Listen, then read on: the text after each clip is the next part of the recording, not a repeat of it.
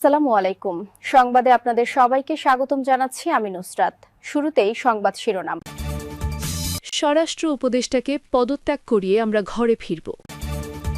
এদিকে ওসমান হাদির ওপর হামলাকারীদের গ্রেপ্তারে ২৪ ঘণ্টার আল্টিমেটাম। এরপর থাকছে অস্ত্রসহ সেই দুই সন্ত্রাসী গ্রেপ্তার। সর্বশেষ ৭২ ঘণ্টা অতি সংকটাপন্ন, হাদির ব্রেইন স্টেম ক্ষতিগ্রস্ত, বিশেষ সহকারী। শুনছিলেন সংবাদ শিরোনাম, এখন বিস্তারিত। তার আগে হৃদয় ছুঁয়ে যাওয়া একটি আবেদন।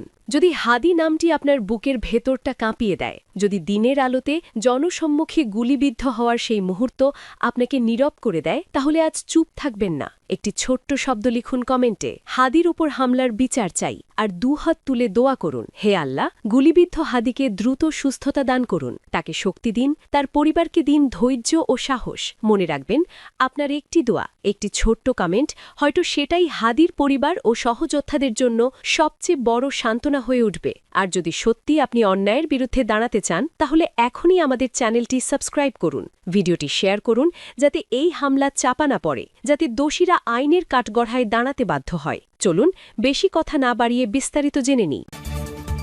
স্বরাষ্ট্র উপদেষ্টাকে পদত্যাগ করিয়ে আমরা ঘরে ফিরব। ইনকিলাব মঞ্চের মুখপাত্র ও ঢাকা ৮ আসনের সম্ভাব্য স্বাতন্ত্র্য সাংসদ প্রার্থী শরীফ ওসমান হাদির ওপর হামলাকারীদের গ্রেপ্তারে নিষ্ক্রিয়তার অভিযোগ এনে স্বরাষ্ট্র উপদেষ্টার পদত্যাগ দাবি করেছে মঞ্চ ২৪-এর আহ্বায়ক ফাহিম ফারুকী। আজ সকালে এভারকেয়ার হাসপাতালের সামনে সাংবাদিকদের কথা বলেন ফাহিম। তিনি বলেন, নির্বাচনকে বানচাল করার জন্য ওসমান হাদির ওপর আক্রমণ করা হয়েছে। এই আক্রমণের মধ্যে দিয়ে আওয়ামী লীগ বার্তা দিয়েছে যে এদেশে নির্বাচন হলে তাদের অস্তিত্ব বিলীন হয়ে যাবে, সুতরাং নির্বাচন যেন কোনোভাবেই না হয় সেই লক্ষ্যে আওয়ামী লীগ কাজ করছে। ফাহিম আরও বলেন, আমাদের পুলিশ প্রশাসন অকার্যকর, স্বরাষ্ট্র উপদেষ্টার যে নিষ্ক্রিয়তা, এর জন্য আমরা তার পদত্যাগ দাবি করছি এবং দ্রুততম সময়ে সন্ত্রাসীদের গ্রেপ্তারের দাবি জানাচ্ছি। আগামী ৬ ঘণ্টার মধ্যে যদি হামলাকারীদের গ্রেপ্তার করা না হয়, আমরা লাগাতার কর্মসূচি ঘোষণা করব। উপদেষ্টাকে পদ থেকে নামিয়ে আমরা ঘরে ফিরব। আমরা আলু পেঁয়াজের গল্প শুনতে চাই না, আমরা বিচার চাই। হাদির অবস্থা সম্পর্কে তিনি বলেন, তিনি নিঃশ্বাস নিচ্ছেন, তাকে ব্লাড দেওয়া হচ্ছে, তার পরিবার সেখানে উপস্থিত আছেন। তার পরিবার চাচ্ছেন যেন উন্নত চিকিৎসার জন্য বাইরে নিয়ে যাওয়া হয়। গতকাল দুপুরে রাজধানীর বিজয়নগরে ওসমান হাদিকে গুলি করে দুর্বৃত্তরা। এরপর তাকে ঢাকা মেডিকেল কলেজ হাসপাতালে নেওয়া হয়, সেখান থেকে সন্ধ্যার পর নেওয়া হয় এভারকেয়ার হাসপাতালে। বর্তমানে সেখানেই চিকিৎসাধীন তিনি। হাদির শারীরিক অবস্থার বিষয়ে গতকাল রাতে স্বাস্থ্য ও পরিবার কল্যাণ মন্ত্রণালয়ের বিশেষ সহকারী প্রতিমন্ত্রী পদমর্যাদায় অধ্যাপক ডা সাইদুর রহমান বলেছিলেন, বাম কানের ওপর দিয়ে ঢুকে ডান দিক দিয়ে বেরিয়ে যাওয়া বুলেট হাদির মস্তিষ্কের কাণ্ড বা ব্রেইন স্টেম পর্যন্ত ক্ষতিগ্রস্ত করেছে, যা চিকিৎসা বিজ্ঞানে ম্যাসিভ ব্রেইন ইনজুরি হিসেবে বিবেচিত।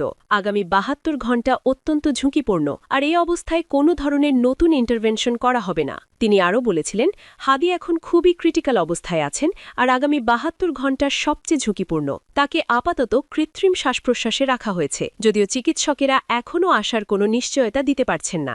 এদিকে ওসমান হাদির ওপর হামলাকারীদের গ্রেপ্তারে ২৪ ঘণ্টার আল্টিমেটাম।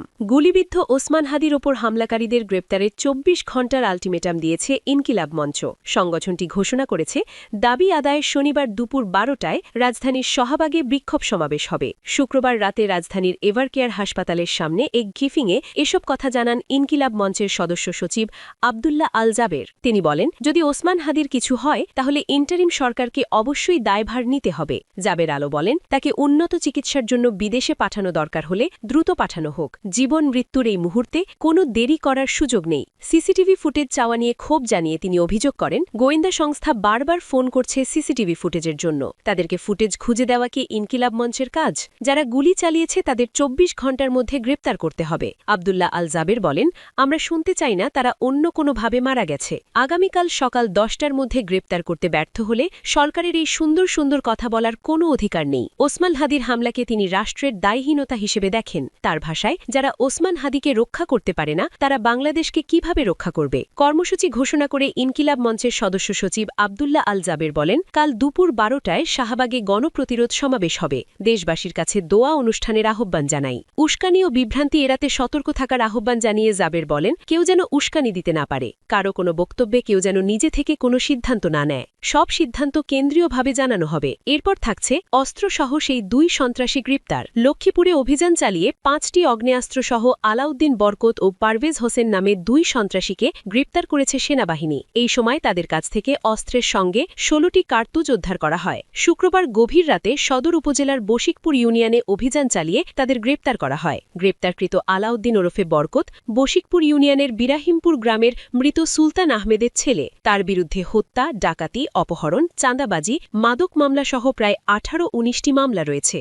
অন্য আটক পারভেজ লক্ষ্মীপুর পৌর শহরের শমশেরবাদ গ্রামের মৃত সৈয়দ আহমেদের ছেলে। সেনাবাহিনী সূত্রে জানা যায়, লক্ষ্মীপুর সেনা ক্যাম্পের লেফটেন্যান্ট ইমতিয়াজ হোসেনের নেতৃত্বে মধ্যরাতে বশিকপুর ইউনিয়নের বিরাহিমপুর গ্রামে আলাউদ্দিন ওরফে বরকতের বাসায় ভাড়া বাসায় অভিযান চালানো হয়। এ সময় বরকত ও পারভেজকে অস্ত্রসহ গ্রেপ্তার করা হয়। তাদের কাছ থেকে অস্ত্র ও গুলি উদ্ধার করা হয়। বাসায় থাকা আরও 3 জন পালিয়ে যায়। তারা হলেন বশিকপুর ইউনিয়নের বিরাহিমপুর গ্রামের শাহ আলমের ছেলে জোবায়ের হোসেন শান্ত, মমতাজের ছেলে ইকবাল ও কাশীপুর গ্রামের ছোট ইউসুফ। তাদের বিরুদ্ধেও বিভিন্ন মামলা রয়েছে বলে জানা যায়। অপরদিকে ওই বাসা থেকে একটি বিদেশি রিভলভার, 6 রাউন্ড রিভলভারের গুলি, 4টি দেশীয় এলজি, 10 রাউন্ড এলজির গুলি ও 3 মোবাইল ফোন উদ্ধার করা হয়। লক্ষ্মীপুর সেনা ক্যাম্পের ক্যাপ্টেন মোহাম্মদ রাহাত খান বলেন, সন্ত্রাসীদের বিরুদ্ধে নিয়মিত অভিযানের অংশে গতরাত বশিকপুর ইউনিয়নে অভিযান পরিচালনা করা হয়। অভিযানে অস্ত্রসহ 2 সন্ত্রাসী গ্রেপ্তার করা হয়েছে।